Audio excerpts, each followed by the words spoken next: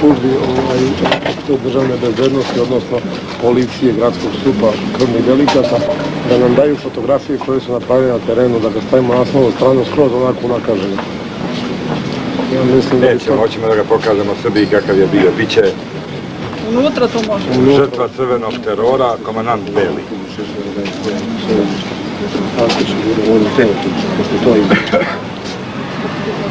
Ja ću da dam izjavu svi, da napravimo jedan profil tog čoveka, treba mu pola srpske reči A i kum njegovi što se... Kum, onda ima onaj advokat koji je juče plakao pričajući o njemu kao čoveku. Sve to na papir, imena i prezimena, tu je ekipu ljudi koji se moraju suti da nisi za to da... Ja to način da dovedem srpsku reči. Crveni je bio, taj kad je bio to reči. Živela Srbija! Bog čuva Srbiju! Živela Srbija! Bog čuva Srbiju! Živela Srbija! Na mesto vojno. Braćo, kao što znate, većina od vas, skoro svi ste bili danas na toj sahrani. Letnji odmori, strah, napregnuta situacija, strah da se to ne proizvede u neki delirijum, u neko krvoproliće. Danas nije došlo ni 10. deo ljudi koji bi došao da se to desilo u mirna vremena i da nije bilo obeleženo politički. Braću, u narodu vlada strah, mi na našu naciju ne smemo da se ljutimo, zbog toga narodi su u principu plašljivi, a u njima treba probuditi junaštvo i treba probuditi taj srpski ponos i tu ratničku genetiku, zato služe braćo pojedinci. Mi smo već bili odviknuti od viteštva totalno, 500 godina smo bili po Turcima, bez ponosa, bez dostojanstva, sa svim mogućim poniženjima. Pojavio se braćo taj Karađorđe, podigao nam je moral, od roba napravio seljaka, vojnika, odnosili smo pobjede u bitkama, nosila nas je u tim trenucima mržnja prema zavojevaču, uspomene na slavnu prošlost i tako. U prvom ustanku smo ih delimično pobedili pa su se oni vratili, da bi kasnije u drugom srpskom ustanku Miloš Obrenović završio posao koji je započeo Karađorđe, naravno u duhu srpske tradicije u borbi za vlast. On je tog našeg slavnog Karađorđa lišio glave, napunio glavu slamom i poslao u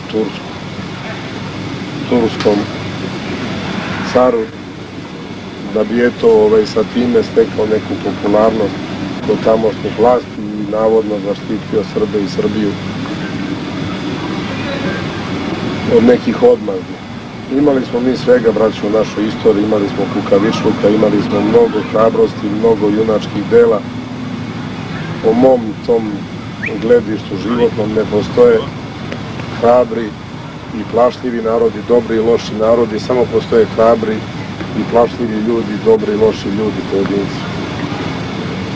Ja mogu sa ponosom da kažem za vas koji ste ovde, da ste veći junaci od onih koji idu na front, jer oni koji idu na front samo sa jedne strane imaju neprijatelje. A mi, za našu nesreću, iako gledamo progresivno i gledamo u budućnost čestito, pošteno, humano, želimo da kao što može Anglo-Saksonac sebi da dozvoli da se svaki pojedinac osjeća kao jedna mala država, a posle svi zajedno da budu jedna velika država, jedna sretna država. Ti ljudi imaju tu čast i tu sreću da ono što oni preko dana razmišljaju i što požele, recimo, da njihov predsjednik preduzme, to njihov predsjednik i njihovo rukovodstvo preduzme, jer oni su ih izabrali na osnovu tih programa koje su ovi pokazali. Vidite, mi želimo da budemo tako sretna nacija kao što su sretni Holanđani u ovom trenutku, Englezi, Amerikanci, druge neću da ređam, ima manje sretnih, više sretnih, ali to su tri ovako najčednije i najdivnije demokratije kakva je kod nas zaista postojalo u vreme kralja Petra Karađorđevića. Ja ne želim da mi Srbi nešto novo izmislimo, samo želim da ponovimo tu demokratiju kralja Petra. Da u isto vreme kao u vreme kralja Petra imamo vojnički jaku državu, politički stabilnu državu i demokratski nadahnutu To sve nije lako u ova teška vremena kada mi imamo još uvek te zakržljale, duhovno zakržljale starce koji još uvek mrse konce, drže konce po cenu stradanja cele mladosti. Ti starci žele da ostanu na vlasti, žele da im vile koje su otimali nekad što Nemcima, što bogatim Srbima, domaćinima po Dedinju, što po Vojvodini, žele da im to sve ostane, žele da im to bude ko neka kraljevska imovina, da to ide s kolena na koleno, da to prelazi sa dede na oca, sa oca na sina, a to nisu časno zaradili. Ja ne znam koliko bi im se toga otimalo, koliko bi im se toga ostavljalo kada bi se desilo da dođe do tih promjena. U to neću da ulazim, to je posao političara. Naš braćo rad i naš posao je da ova Srbija dobije časnu i čestitu, hrabru srpsku vojsku. Zato je pao Beli, braćo, on je tačno znao šta hoće, znao je tačno šta ga čeka.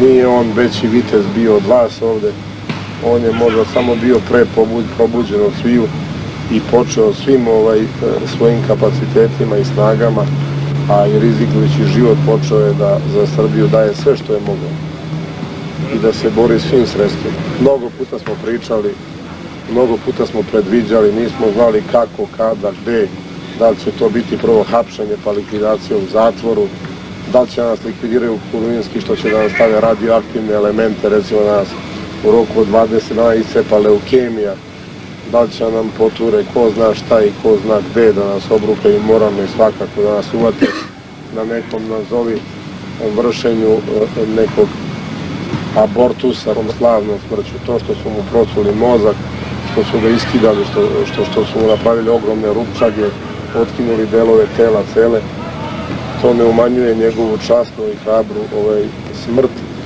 koja je krunisala hrabar i dostojanstven patriotski rad za ovu našu sretniju otadžbinu. Braćo, vi ne možete da zamislite kolika je važnost u ovome što vi sada radite, što se radi u Srbiji.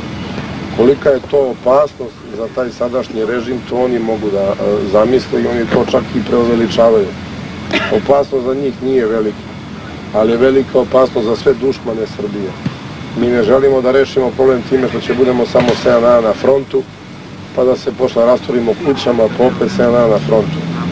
Mi, braćo, želimo da sve srpske gore, kao što ovde to na trenutke biva, zatrepere od srpskih dobrovoljaca, gardista, da se od nas 5000, 10, 15, 50 stvori 5000 odabranih mladića koji će biti profesionalci, koji će primati svoje plate kao lekar, kao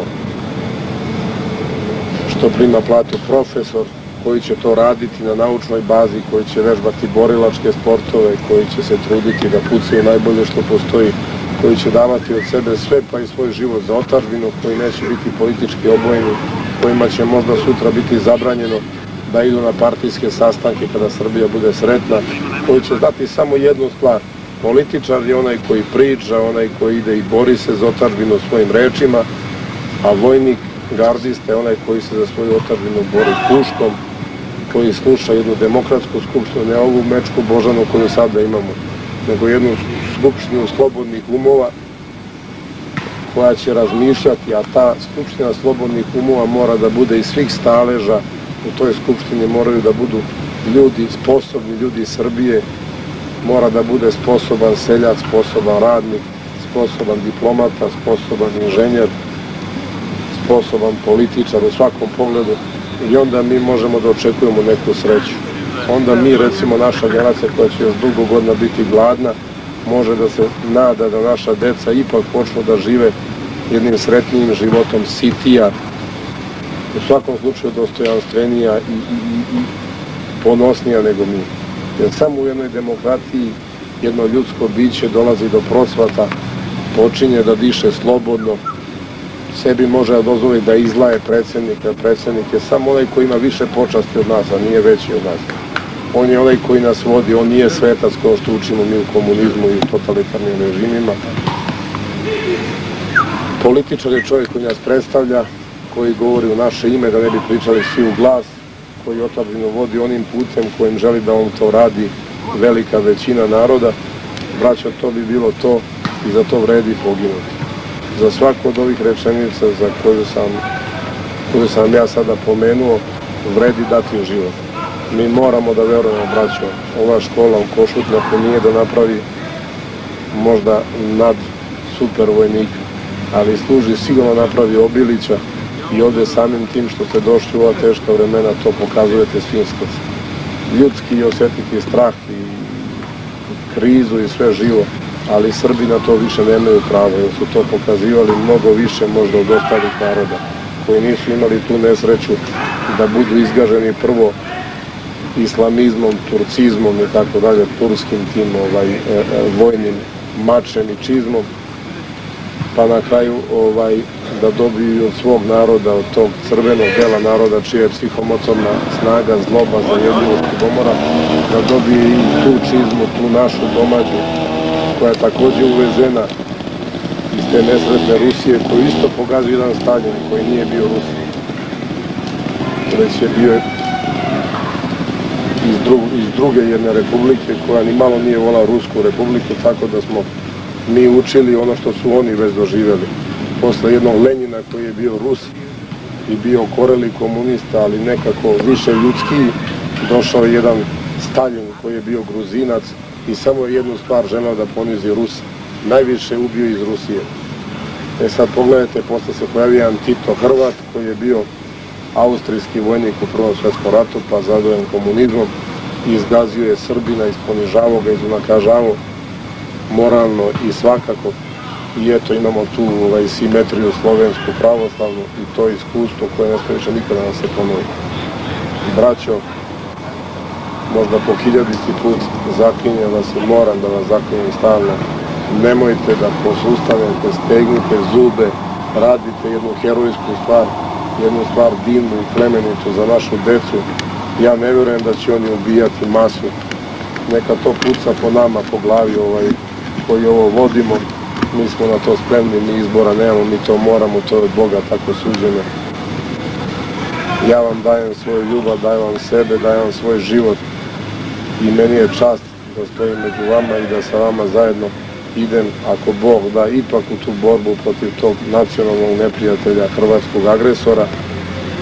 Ako nam i to ne budu dali, da čekamo vremena kada će front doći i ovamo, jer doći će, kada će frontova toliko biti da niko neće živi zabraniti da se borimo, niti će moći, a to nažalost može da se desi vrlo ubrzo. Toliko, momci, za danas. Garda mirno!